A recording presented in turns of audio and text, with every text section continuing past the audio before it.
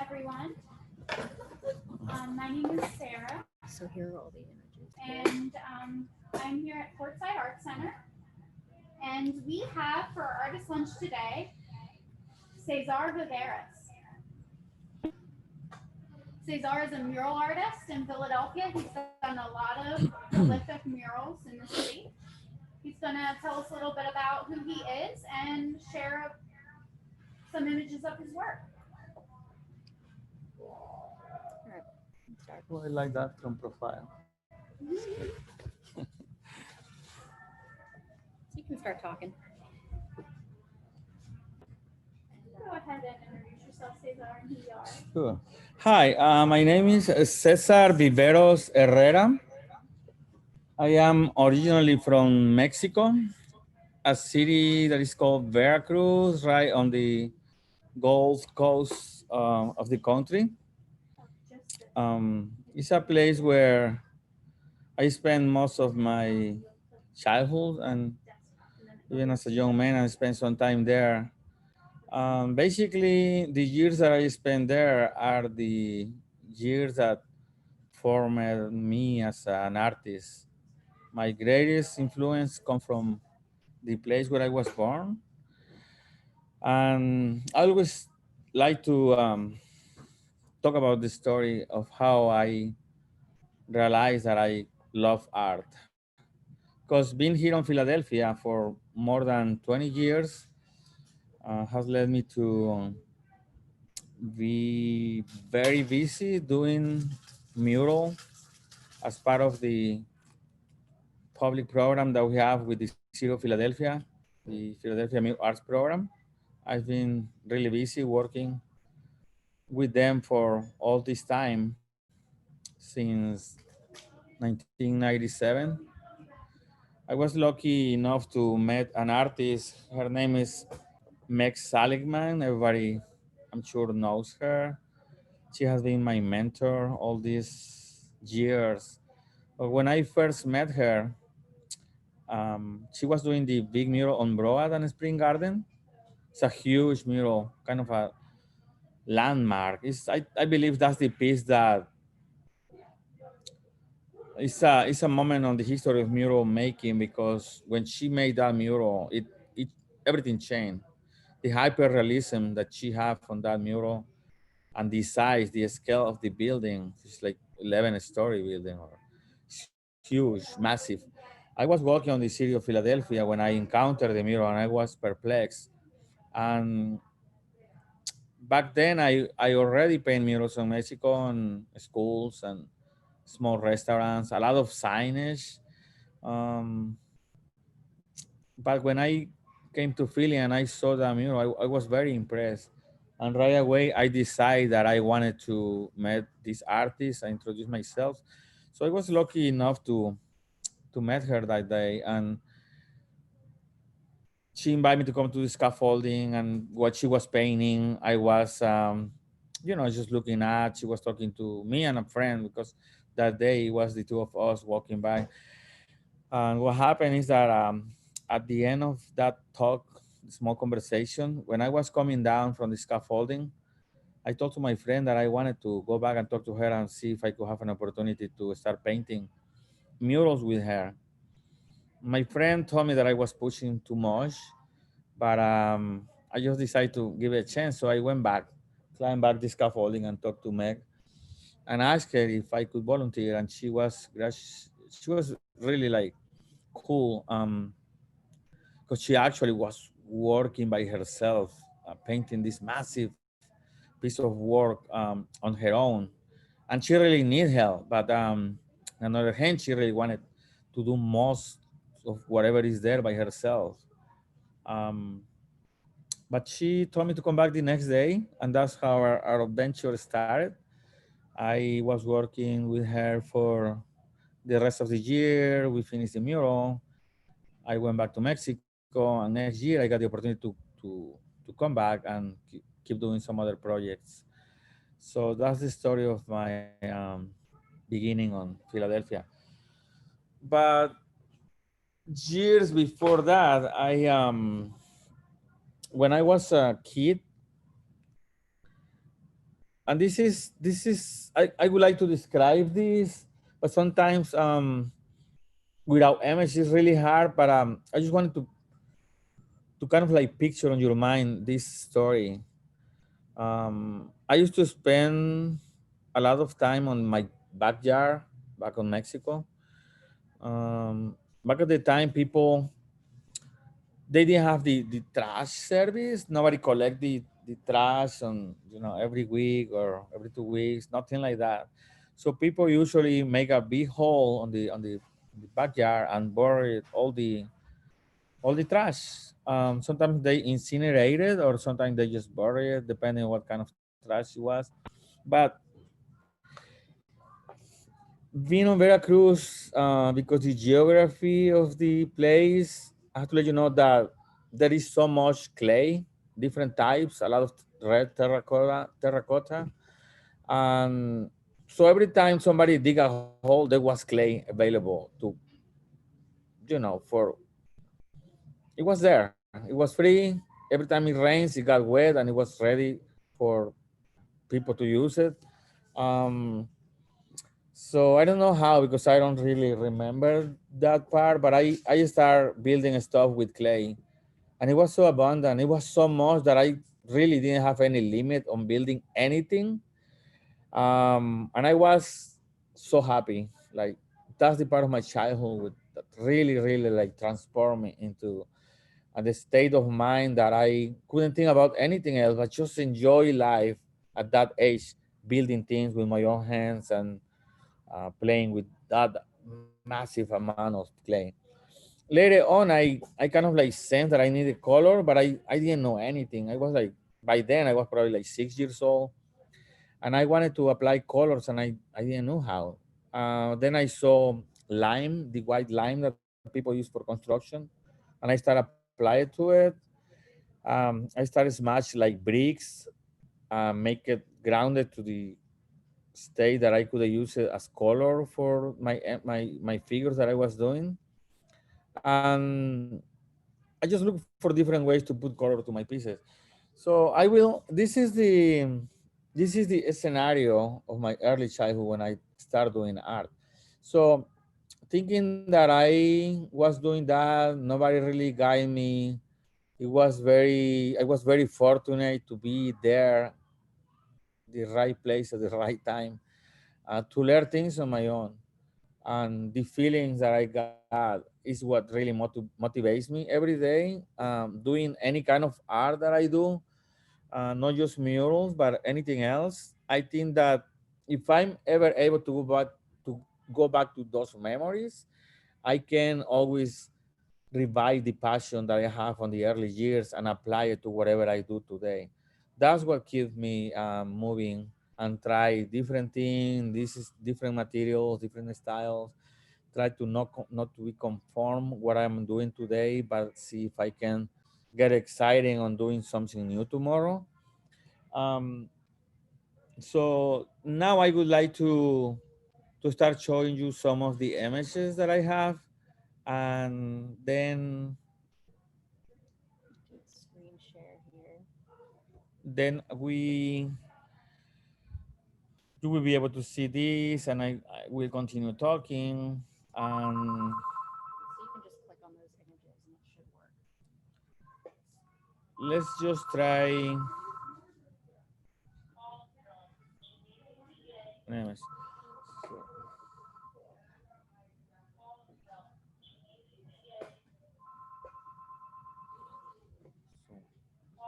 so that's what they're looking at. No. Can you all see this image? Let's see. Yes. Yes? Yes. Okay. Yes, they can Yes. see it. Okay. So then for Thank the next you. one, I just click here, or I have to go back to. You can close out and click on it. Okay. Or I can see, we can choose them all at once if you want. Yeah. Okay. Sorry, guys, bear with us. Oh. And then I just click. Yeah, do you want them in any specific order? Or is this Good. Just that Panorama. order, yeah, it's fine. All right. Can you see the image? Yes. I think I can. Like that? And I do this, right? Every time I, Yeah, that should work. Or you can click the down arrow. Yes. okay. So I'm assuming that you can see the images. Yes. Yes. And I have so many murals. I've been painting so many murals, not just on the city of Philadelphia, but also in other states. Um, a lot of Mexico that it's really hard for me to pick which one I want to show every time. But I would like to show like just the diversity of what I do. I relate really heavy on figure, the human figure to tell stories. Also, the reason that I do that is because I wanted to believe that after these many years painting murals on Philadelphia, I'm kind of like living some sort of archive of our time. Anything that happens while I'm here, if I can reflect it on the walls, it could be like nice collection of the life of Philadelphia. Because basically the stories described on my murals are the story of the people who live on those neighborhoods. And that's the reason that in my early compositions and even up to today, I choose the models, quoting, I use the models from the community. So regardless of what is the content of the design and the design, the people that you see there is real people from the community. So I usually like do some sort of um, photo shooting. I take hundreds or thousands of photographs to pick up from, and then I choose how to do the arrangement on my design. And once I have that, I just proceed to paint it. So the image here is in a school in North Philadelphia. A lot of my work is in North Philadelphia. In this image, we kind of like work with the Hammond Foundation, and we want to create something that the kids could look at every day.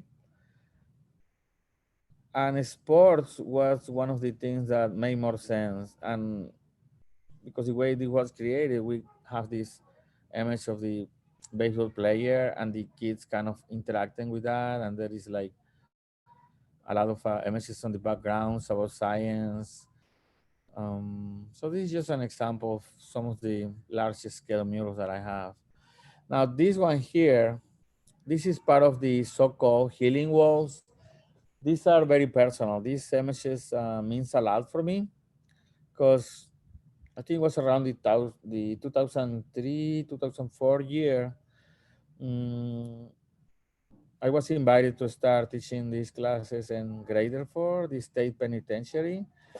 And the inmates actually have the idea of creating a mural, in a mural where they could like depict their own journey, and somehow they could like tell a story and put it out there where people could see it. And if there was a message that they could put out there and somehow this could help other generation to look at it and reflect and help in a way, they would do it. They would volunteer to do it. And my class was like 20 inmates. Most of them were lifers.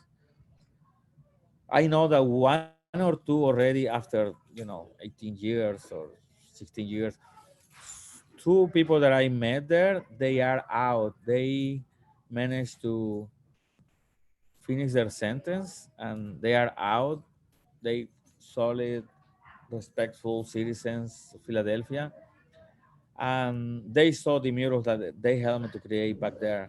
So just to let you know, this mural, um, in this case, I think that's the only occasion where my models, like on the left side of the composition, you see the something that represent the inmates. They are not the real inmates. There is this is part of the protocol. We cannot represent real image of the inmates. But I took a few guys from the community. They posed for that, and they were the models for this composition. So they became the inmates. And then on the rest of the mural, you see images of people from the neighborhood. They all from the neighborhood. And I don't talk too much about the content because I think that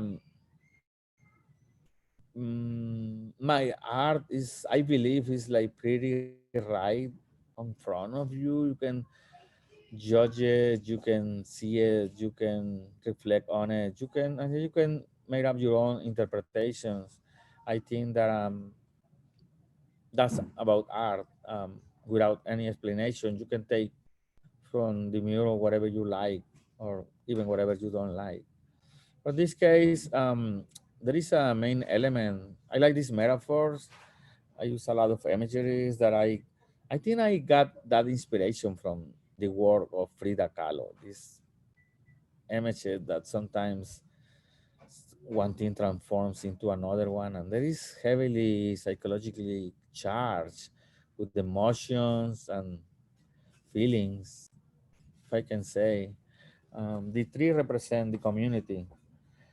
The tree kind of emerge from the thorns. Speaking of the hard environment on which a lot of the kids and teenagers live, or are surrounded by in North Philadelphia and some areas.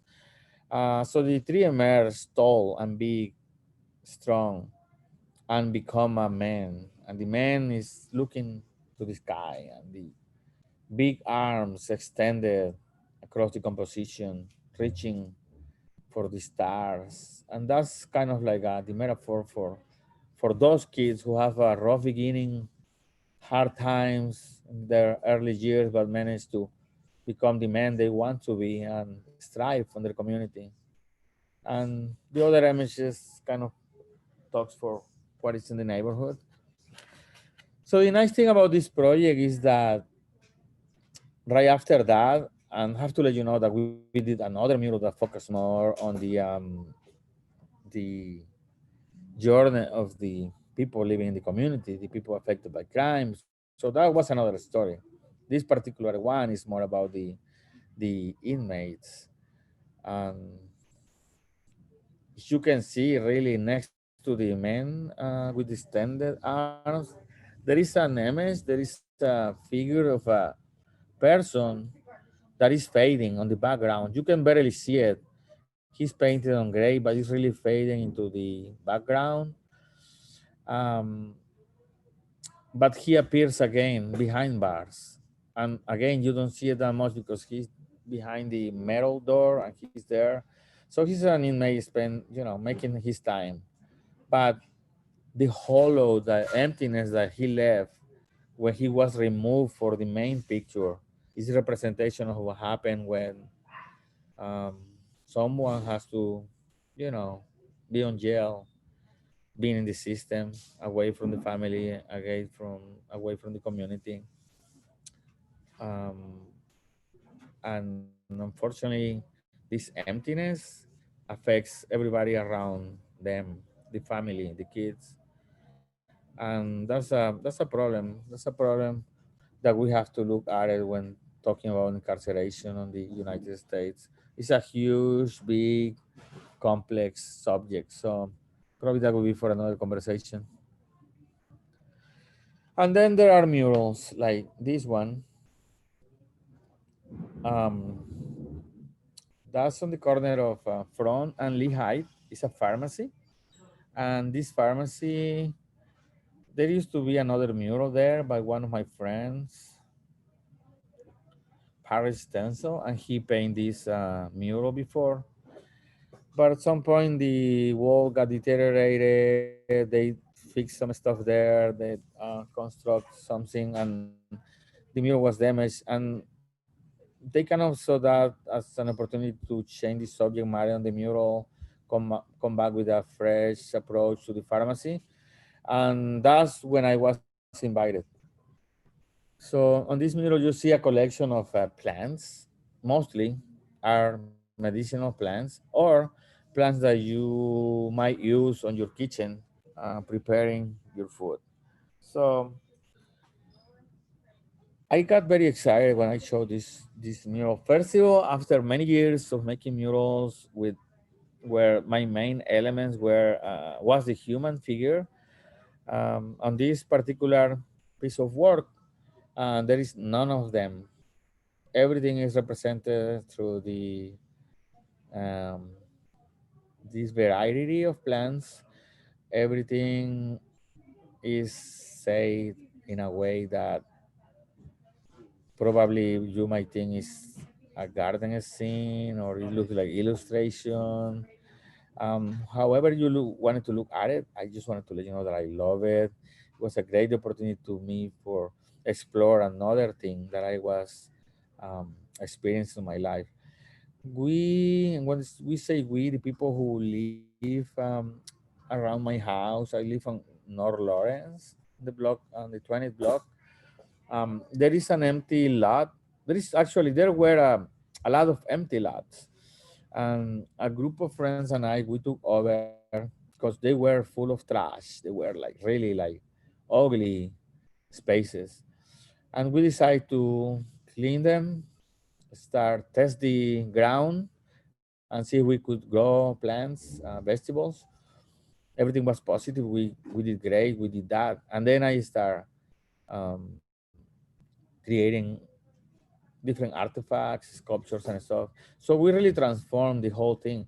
It would be impossible to grow huge amounts, um, quantities of fruits or vegetables because it's not really that much land. But what it gives us is the opportunity to be able to grow things and have a process in place. And by doing so and inviting people, inviting young guys, kids also, a lot of kids, to show them how we are doing things there and teach them some of the things that they could do on their own, and eventually, if possible, they could like take over on the space and use it for themselves. And after a years, that has been a great success. I don't deal too much with what we're gonna grow there. I eventually plant different things. This year actually is the first year that I plant a flower that we call Flor de Muertos, like flower of the dead. And the name is given to it just because these flowers is very abundant in the month of October towards the end. And on November the 2nd, when we have the so-called Day of the Dead, it's a huge special day in Mexico when you pay tribute to the people who pass away. You decorate something that is called altar for the dead, and you provide with food and flowers. And this particular event in Mexico and the United States also is very popular. Sometimes we get invited to build altars on museums and stuff.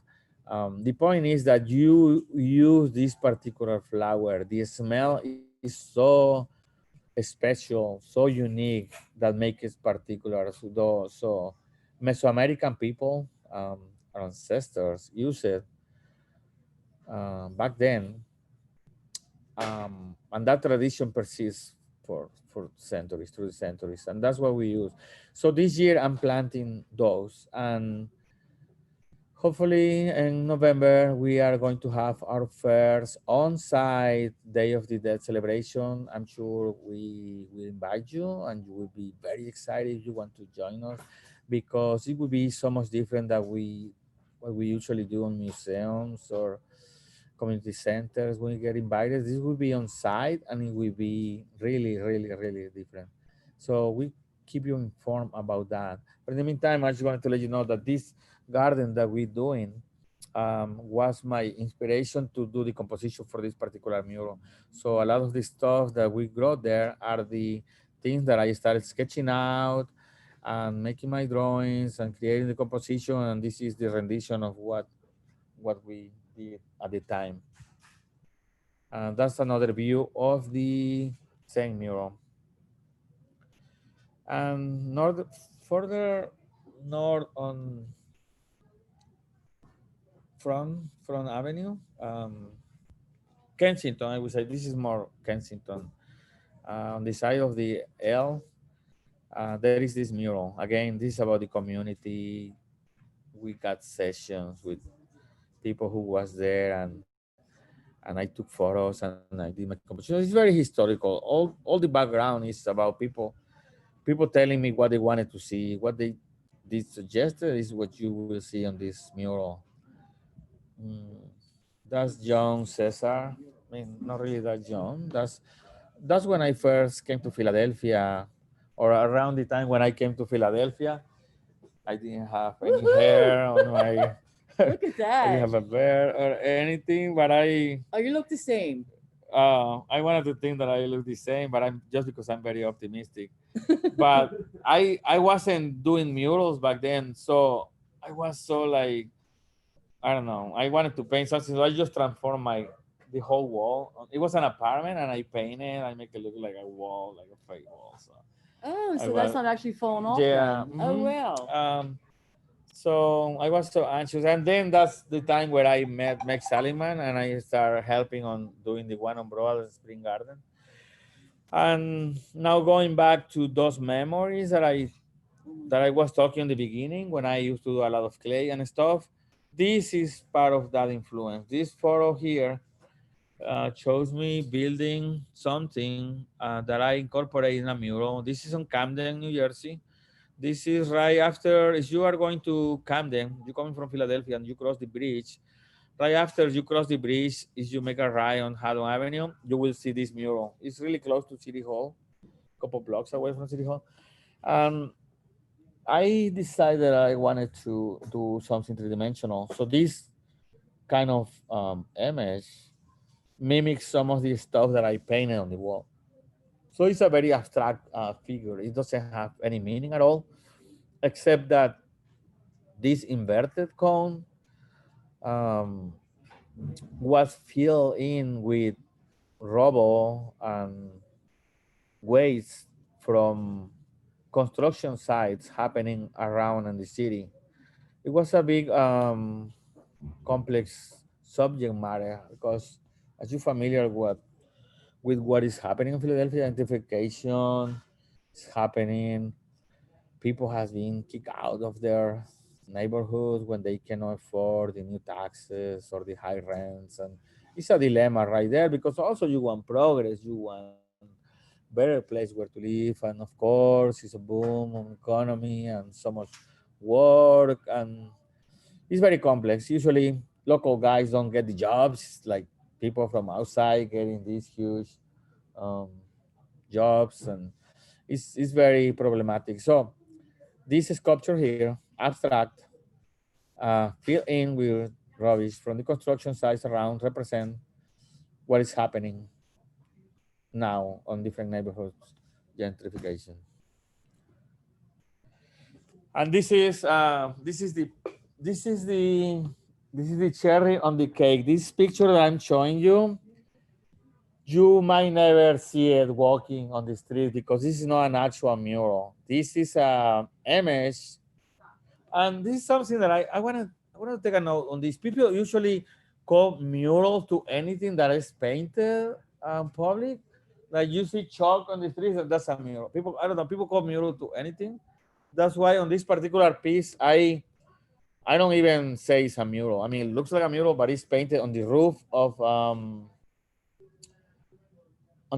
our building, the building where I'm right now, the Port Sides Art Center building. Um, some of the people who work here, some of the staff have had the opportunity to go to the roof and see this image. But it's really hard to see it because you basically walking on it. It's on the roof. So so the intention for this painting relies solely on the fact that you will be able to see online. You will see on the internet, you will see it through social media. So we got my friend Irving Viveros who loves to film and hang around with his drone and go through the city and take different shots of the city. He recorded this. He's actually making, editing a video that we are going to show you in a couple months. The video will tell you the story of the roof that we paint on port side. Um, the subject matter is really simple. It's not complicated at all. It's a beautiful scene of water. It's like a pond, very clean pond Yeah. with fishes, with koi fishes. So you wouldn't find those fishes in Philadelphia. You know, you will find it on the fish tanks or something. But kids suggested that, and we And we listened. do have a couple fish from Philadelphia. We have a catfish and we have a striper There you go. from Mosaic. Yeah, yeah. So that what she mentioned is on the side of the building. Now the fish that you see on the roof, those everything started because kids were talking about how everything around here were creeks. You didn't have all these streets or avenues running north to south. There were creeks. It where everything goes to Delaware River, and all this life was, so exuberant around there. Then humans came, settlers had to build their houses. Philadelphia became a city. Mhm. There was the need of progress, right? Like people had to Yeah, Avenue build. Avenue used to be a canal with the bridge. So there you Yeah, go. yeah. So everything disappeared, all of this. So this image is just a nostalgic memory of what it was here. So you very soon you will see the whole video, the whole story that is behind this. But right now, I just want to give you a quick peek, quick peek, Quick pick. quick peek of the whole mural. This is an initiative that I took. I was able to get a grant um, and do some research. I wanted to test the material, how they, respond to the elements, because on the roof they are exposed all the time. So I wanted to see, and this happened like probably like 3, 4 years ago, Yeah. I think. So now is the time to evaluate what is happening, how it's responding to the elements, and if it needs, it will have to be retouched. Um, we might have to patch some areas or even just clean it again and apply some sealer, make the colors might pop up again. But I heard that people who has been in the building, they say the colors are there and the mural, the roof looks beautiful. It does look beautiful. It doesn't look faded at all, Cesar. Yeah. Great. A So little I section haven't. by the end where we have some water gathering. There's a little bit of brownness, but the rest of it looks beautiful. Great. So that's the idea. Experience something. Again, for me, this is new. I don't look at other people's jobs. Whatever is on my mind, I just decide to do it and I do it. I don't care if it's done or it's gonna be done.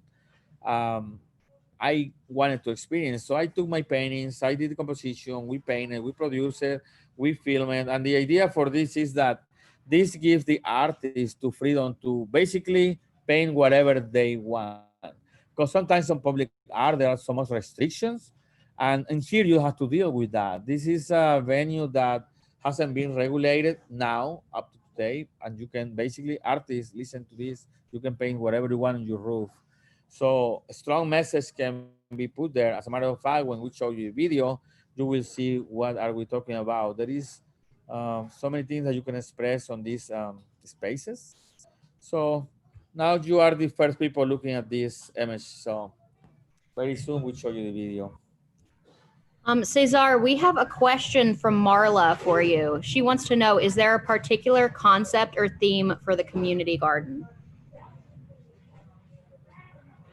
For the community garden, what we wanted to promote through the mural is the use of natural plants.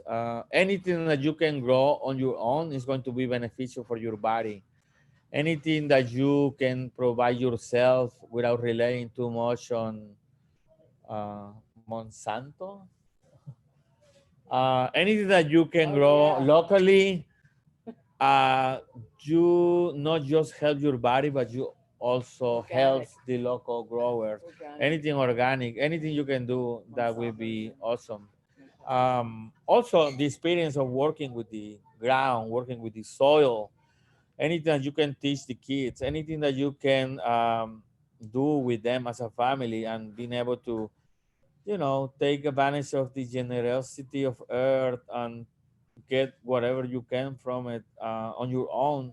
It's an experience that you cannot buy nowhere else. It's something that your kids will keep on their mind forever. So that's the idea of that mural, that we can do things on our own, take whatever is around us, transform it for good, being always optimistic about it, and just enjoy as much as we can what we have ahead. So that would be the theme of the community garden project. Where's the location on that, Cesar? That's on the 20th block of North Lawrence Street. So Okay. if you walk around there, it's almost half of a block that we took over, Wow. and this full of sculptures. Almost every weekend on Saturdays, we got volunteers to grow, to clean. I spent like a few hours teaching people about how to construct sculptures with cement. Yeah. So after they leave the site, they already like can do their own planters. They can do Yeah. many things with That's cement. awesome. So I hope that respond Marla's When you questions. say you give a person a fish, they eat for a day. You teach them how to fish, they eat for their life, right? We could do, yeah. That Same thing with art. you can apply it right there. Now this image here, this is not even a mural. This is not painted. This is just a design that I have. Something that I was doing during COVID on this quarantine. Well, I was in my house and worried so much about how I was going to provide food for my kids. But in the meantime, I say, well, let's do something. Um, as you are aware, um, a lot of pictures are popping up on internet about how, because humans has to stay at their homes, all of the sudden the animals from the wild start coming out, and some of those they were like fake news because you got the dolphins on the Venice canals, which I don't think that happened. If that happened, I mistaken it, but seems like some of the things weren't true. But what it was a reality is that because there was not too much human activity, not too many cars driving, not too much noise. On the past few months, we start noticing a lot more birds and other animals that you didn't see before. I noticed that. I mean, that was my taking. I saw that, and in the garden, there were some abandoned house around there, and all of a sudden we realized that that was the site for some of the opossums, raccoons, who were living there. They start coming out and coming to the gardens, and we got the chance of looking at all this wildlife right in front of our eyes. So I started doing this composition. So what I wanted to express here is this is just an electronics image that I got, but eventually gonna paint it on some of the walls surrounding the site that I was describing you before, the lots on the 20 block of North Lawrence. So we will invite you to be part of the painting of these ideas. This is just a close up of the roof that I showed you before. Um, the amount of detail that we put on it. And again, this is experimental. We have done about 5 different pieces of work on different sites on the city. Um, and I'm learning many different things. If I'm excited, I'm sure you will be excited about looking at all this when finally Irving Viveros edit the video and we can show it to you. This is another experimental thing that I'm doing since I wasn't able to go outside to paint my murals. I wanted to come with this image. I talking about COVID-19, promoting the use of mask on the face.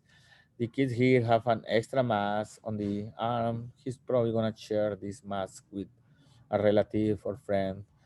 I think the image is cropped, but there is mm,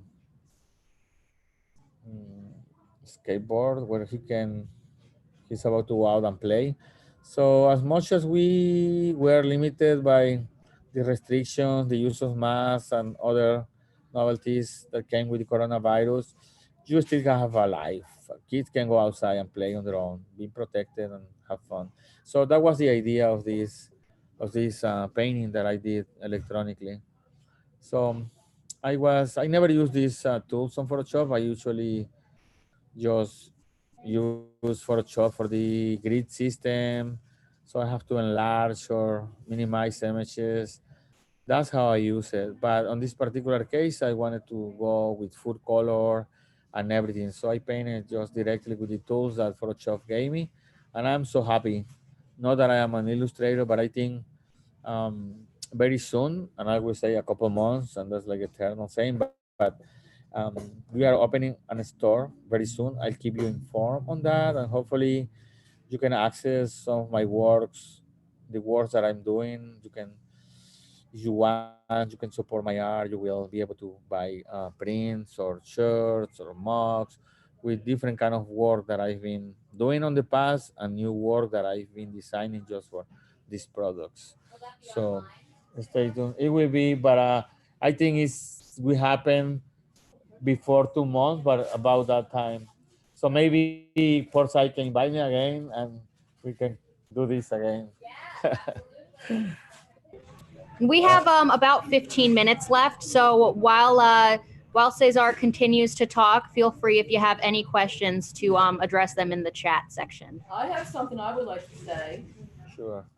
We're looking forward to getting a space. We have a space in the Cherry Street Pier now, studio, and Cesar will be one of our resident artists on location, and we look forward to helping Cesar do some paint by number mural applications, murals.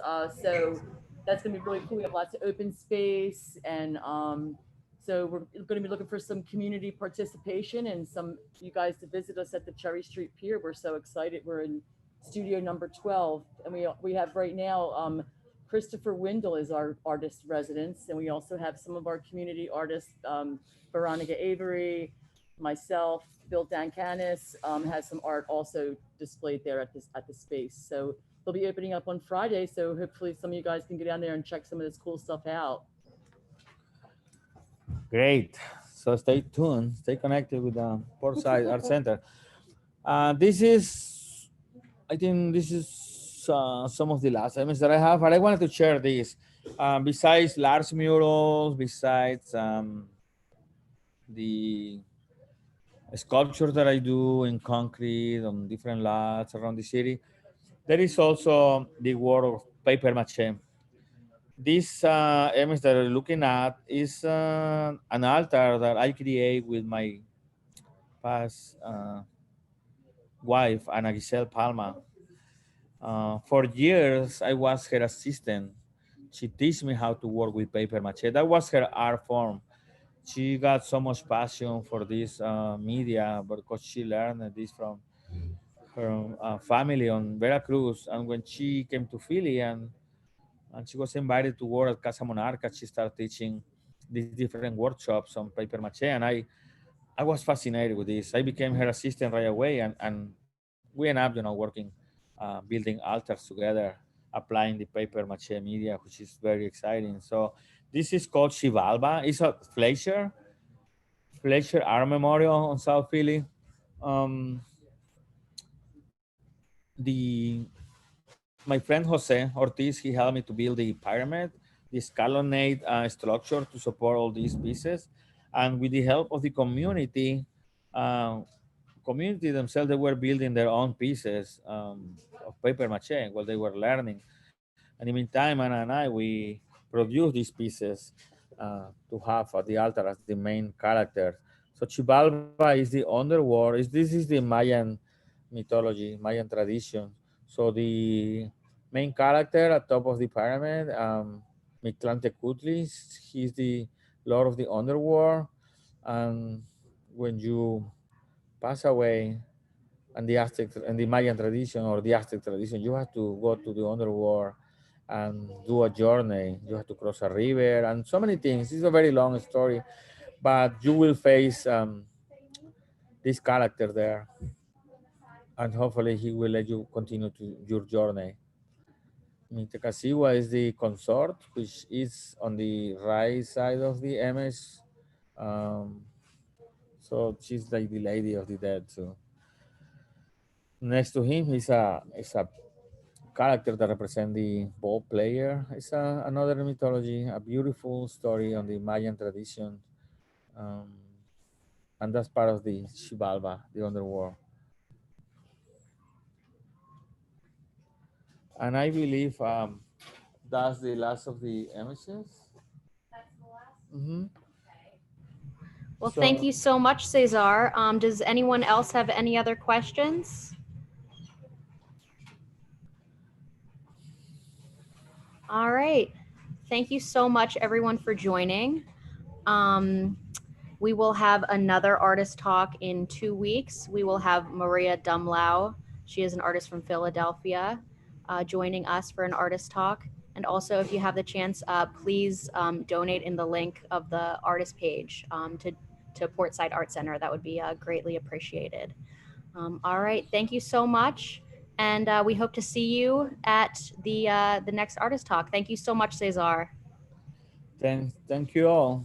And Oh, Carrie wants to know if you have Facebook or Instagram. I do. You can find me easily Here. as Cesar Mural, CESARMURAL, with the at Cesar Mural. You find me on any Instagram or Facebook. And spell your last name.